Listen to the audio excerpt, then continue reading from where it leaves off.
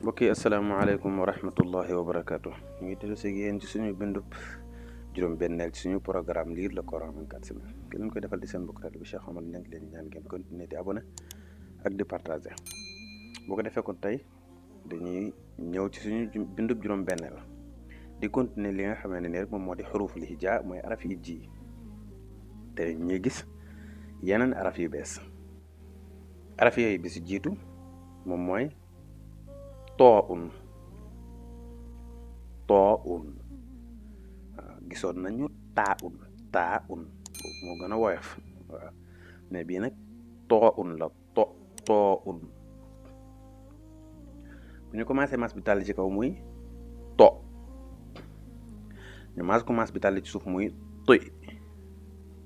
ñu mas commencé ka lunk muy tu ñu mas commencé ka wërngal muy attu kon too un to tuy tu attu beneen bi ci topp moom mooy zoo un ñoom ñaar tamit ñoo bokk nun leen bindee waaye ay tomb moo leen wutale too un amul tomb zoo un nag dafa am tomb moom tamit jàngoon nan zaalun gis na zaalun jàng nañ ko jàng zaayun yooyu yëpp bokkun nuñ leen waxee ak bii zoo un la zoo un waaw zoo un boo delloo ci bind yi ci ginnaaw da nga gis ne waxin bi am na ak wuute bu ñu commencé mas bi tàlli ci kaw muy zo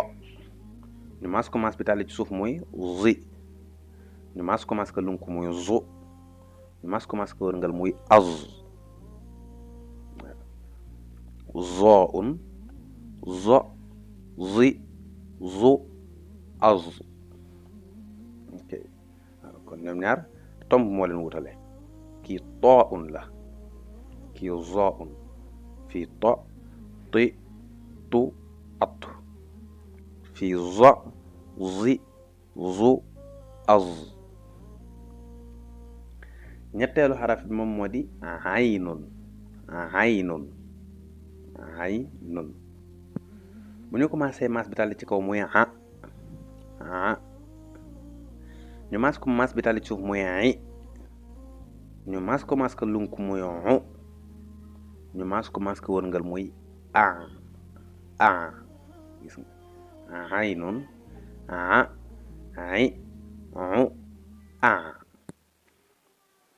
beneen bi ci topp nag moom bii ñoo bokk nu leen bindee ba tey waaye ay tomba leen wutale boobu moom mooy xaynun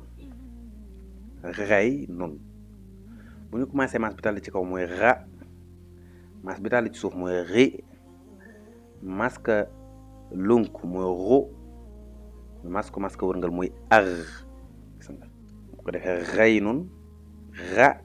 ri ru ar gis nga moom ak bii ñoom ñaar tamit ay tombaleen wutale bii aynun la bii xaynun fii da nga naan fii nga ne ra ri ru ar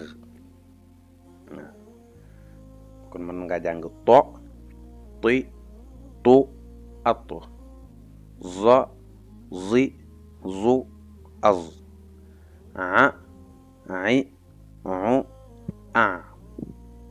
ra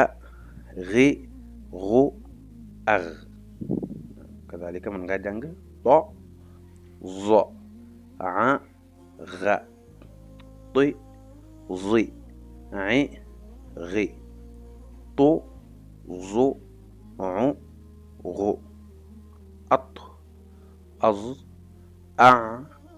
ar bu ko defee kon mbokk yi loolu mooy suñu bindu tey képp koo xamee ne ni bëgg na ay cours particulier incha allah bu jokkoo ak ñun ci numéro boobu di affiché ci suuf incha allahu rabbi dañ ci ànd ak moom